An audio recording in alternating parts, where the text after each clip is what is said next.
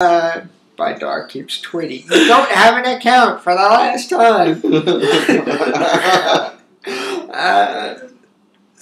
And stop using mine, damn it. And Natalie's up in the balcony seating area, and she's sitting on Joe's lap while he's shooting. And I catch her playing with his tripod. And I mean the one with the camera on it, in case anybody was curious. So she goes and she realigns his shot. Again with the camera. and oh, Lord. This just gets worse with every telling, I'll tell you. This is the 15th rendering of the story, and it just keeps getting worse. So she, and I don't even have an audience, that's the worst part.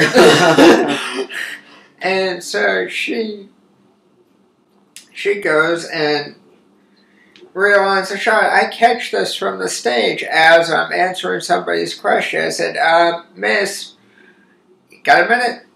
Yeah, she looks over, not my exact words, but you'll see it on the tape. And she goes and looks at me. I said, Miss, would you mind not playing with his tripod during the show? Wait until the show's over and get a room. So she, turns beet red, and you'll see the reaction shot on the tape, because a guy was lucky enough to capture it, so you'll see the reaction shot. But that was that show. Then immediately after, she slept with Joe, and they were on again, off again for a while. Now, cut to the end of the academic year. Natalie and I aren't getting along at all for various reasons, the least of which is I know how many guys in housing she slept with. And I won't get into that here. That's another podcast in and of itself. So, there's enough material, believe me. So then we get to the point of she and I aren't getting along. We get to probably the last few days of the school year. And she decides to try to outdo me with a joke or a ha-ha, I know something you don't know moment.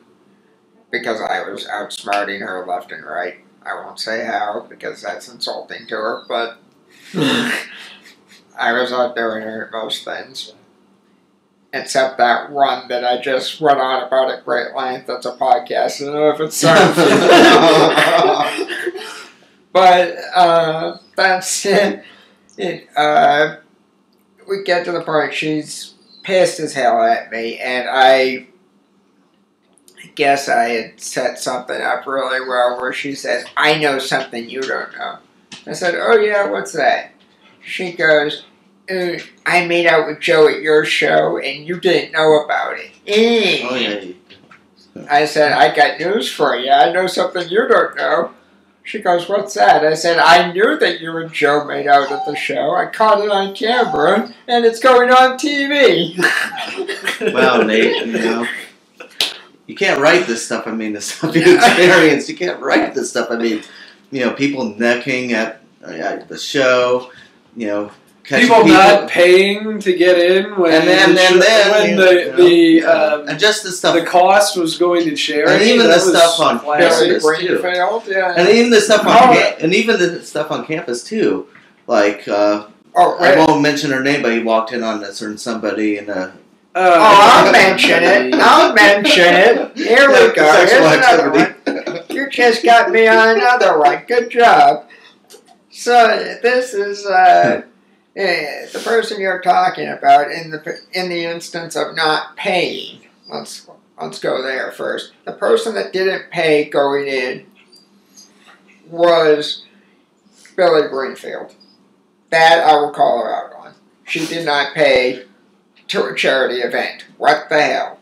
So that's my grievance there. Now, This one is humorous, and I'm not going to name names because there were so many, and it's such an intricate plot that it would bog it down if I try and name names to tell you each person, so I'm just going to tell you the story. Now, these guys have suffered through this probably 15 times, and this is going to be 26. I'll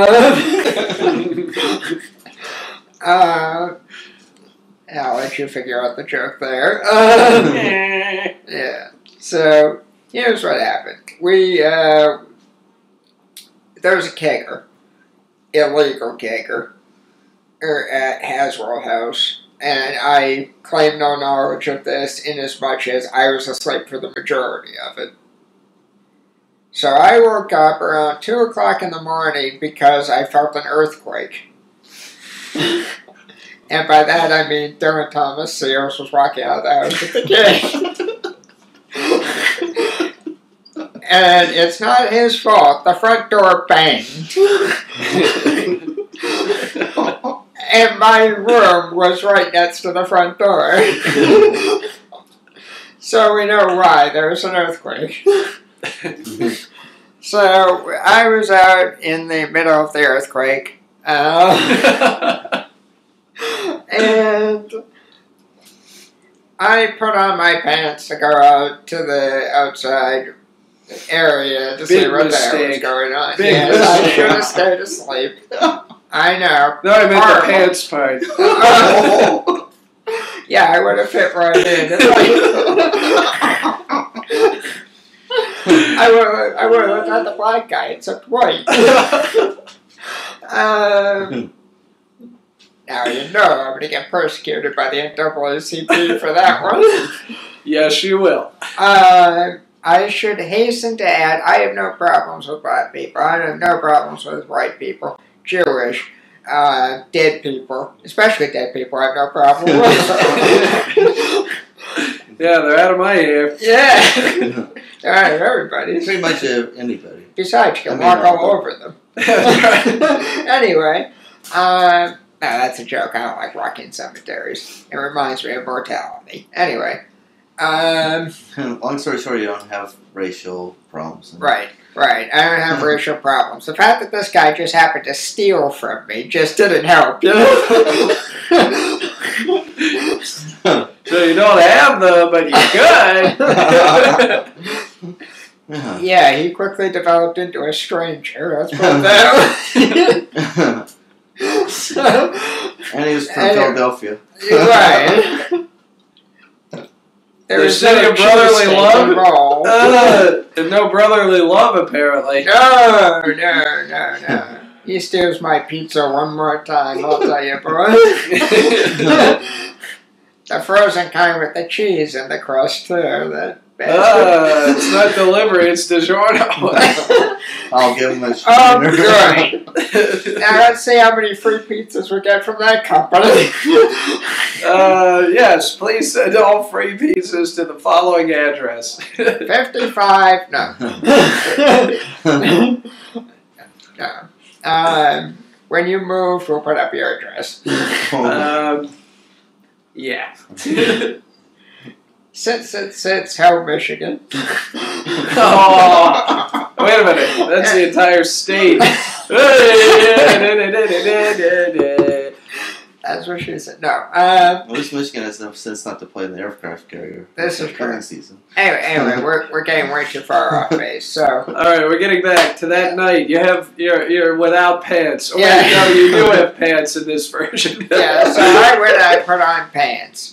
And I went out to the, look at how much editing I have to do. So we went out to the, I went out to the kitchen. First off, when your floor sounds like,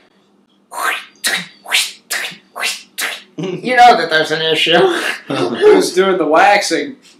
The couple on the couch. That's never mind the interracial couple on the sofa seat in the kitchen. So I go and okay, Maggie, shut up. Well, Maggie was there. That she was. That she was. Not the four-legged one. Although the couple looked kind of four-legged when I was seeing them. And not the one that teaches 4 legs and 4 arms. And not the one that teaches at Burlington None of them College. were in the right place. Not the four-legged one, and not the one that teaches at Burlington College. They were all over each other.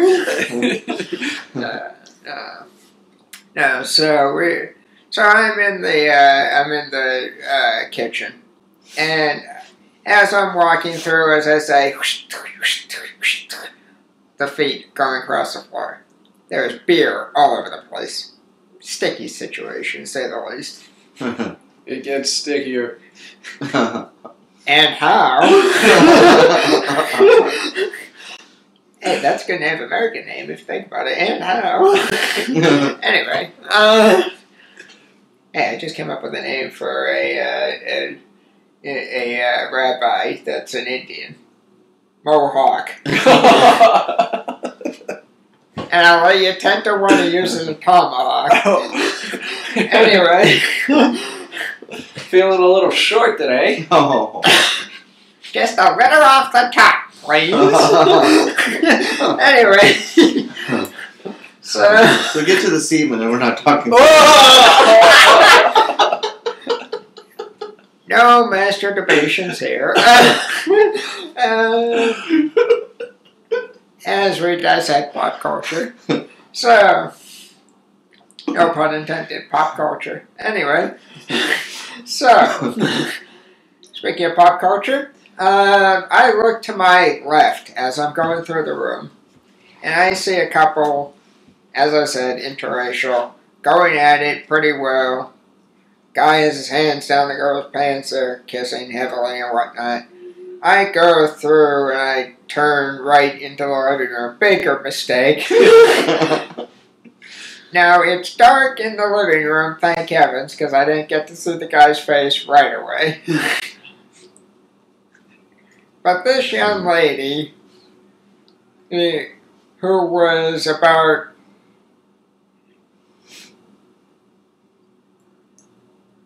under 5 feet, and took about 3 inches. Wow. Wow, that was a bad night. For which one of them? So she was on the couch going at it. Now I need to get into the particulars. But as they say in the porn industry, it looked like shit going into other shit. Wow. And so we get to the point of I see this to my right, and I turn and I see the guy's face. Now, mind you, the girl is spread eagle on the couch. The guy's going at it. You can see everything. Nothing's left to the imagination. Except why the light isn't working. So I quickly make a scamper towards the exit and make it out alive. And as I go out the door, I see Dylan in his car drinking. That was the last I saw of Dylan for a while. And so I run to the corner. I said, I'm going to go for a walk. I'll be back in 20 minutes to break this up if it doesn't break up, because this is ridiculous. The amount of noise that's going on. And mind you, I just want to backtrack and say, the couple on the couch, not only was the guy, drunk off his ass, and she was drunk off her ass, going at it, but you know it's bad when the girl looks at her watch and goes, is that about it? Are we finished here? Yeah. And I already taken my Advil and gone to sleep at that time. She looked like she was about ready to go out. In more ways than one. So anyway, yeah, I'm out taking a walk. I come back 20 minutes later. I'm like, okay, this is done. And as I'm coming by the windows, I see this girl, giving the guy an oral examination. That's the euphemism of the week. And after he failed his oral examination, he wasn't quick enough to come up with the answers. Let's put it that way. So he failed his oral examination. I go around to the front of the house. I get up to the front stairs, and you know what? The door is closed and locked.